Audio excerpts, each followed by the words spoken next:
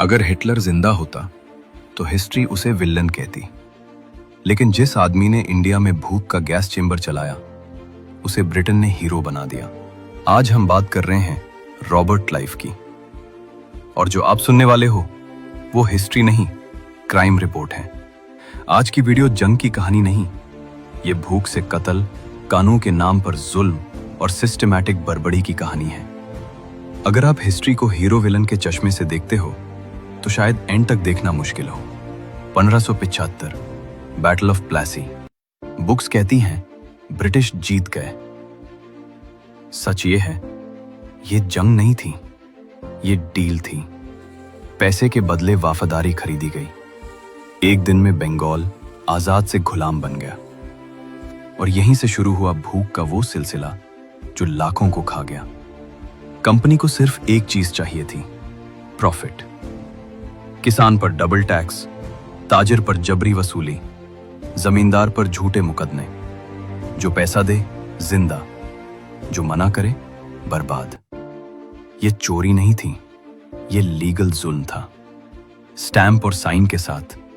सोचो, एक गांव जहां पहले खेत लहलाते थे, अब खामोशी। अनाज गोदामों में बंद है, लेकिन मां के हाथ खाली। बच्चे रोटे रोटे चुप हो जाते, क्योंकि रोटी ही नहीं थी।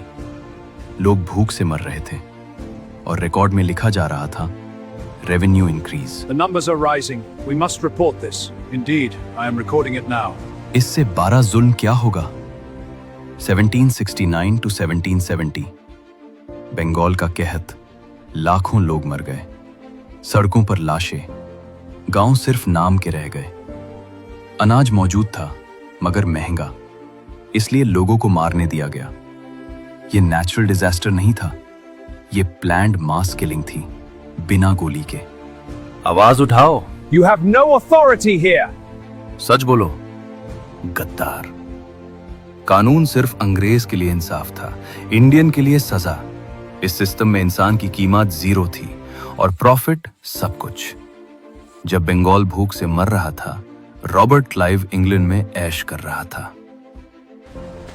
A toast to our enduring prosperity and to our vigilance. सोना, चांदी, जायदाद सब यहीं से गया। उसके महलों की बुनियाद इंडियन खून और आंसुओं से बनी। हीरो नहीं, ये जुल्म का चेहरा था। पावर सब कुछ नहीं होती। डिप्रेशन, गिल्ट, डर। आखिर वो खुद अपनी जिंदगी से हार गया।